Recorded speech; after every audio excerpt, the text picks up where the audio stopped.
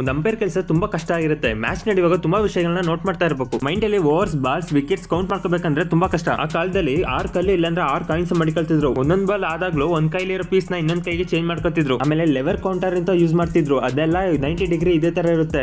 ಒಂದೊಂದ್ ಬಾಲ್ ಮುಗಿವಾಗ ಆ lever full opposite ಕಡೆ ಮಾಡ್ಕೊಳ್ತಾರೆ. ಇದೇ ತರ ವೈಡ್ ಆರ್ ನೋ ಬಾಲ್ ಆದ್ರೆ 0 ಡಿಗ್ರಿ ಮೇಲೆ ನಿಲ್ಲಿಸ್ಬಿಡ್ತಾರೆ. ಆಮೇಲೆ ಟ್ಯಾಲಿ ಕೌಂಟರ್ ಅಂತ ಯೂಸ್ ಮಾಡ್ತಿದ್ರು. ಒಂದೊಂದು ಬಟನ್ ಪ್ರೆಸ್ ಮಾಡಿದಾಗ ಒಂದೊಂದು ನಂಬರ್ ಜಾಸ್ತಿ ಆಗುತ್ತಾ ಹೋಗುತ್ತೆ. ರೈಟ್ ಎಡ್ಜ್ ಅಲ್ಲಿ ಇರೋದು ಬಾಲ್ ಕೌಂಟ್ ಗೆ ಯೂಸ್ ಮಾಡ್ಕೊಳ್ತಾರೆ. 1 ಓವರ್ ಮುಗಿತು ಅಂತಂದ್ರೆ 10 ಗಂಟೆ ಕ್ಲಿಕ್ ಮಾಡ್ತಾರೆ. 0 ಅನ್ನೋದು ಓವರ್ ಕೌಂಟ್ ನ ರಿಸೆಟ್ ಮಾಡುತ್ತೆ. ಆ 1 ಅನ್ನೋದು ಓವರ್ ಆಯ್ತು ಅಂತ ಅದರ ಅರ್ಥ. ಇದೇ ತರ 20, 30, 40 ಅಂತ ಇನ್ಕ್ರೀಸ್ ಮಾಡ್ತಾ ಹೋಗ್ತಾರೆ. ಆಮೇಲೆ ಅದರಲ್ಲಿ ಒಂದು ಸೈಡ್ ಅಲ್ಲಿ ಒಂದು ನಾಬ್ ಇರುತ್ತೆ, ಅದನ್ನ ತಿರುಗಿಸಿದಾಗ ರೀಸೆಟ್ ಆಗುತ್ತೆ. ಇವಾಗ ಲೇಟೆಸ್ಟ್ ಆಗಿ ಬರೋದೇ ಕೌಂಟರ್ಸ್. ಇದರಲ್ಲಿ number of balls, overs, wickets ಅಂತ 3 ಇರುತ್ತೆ.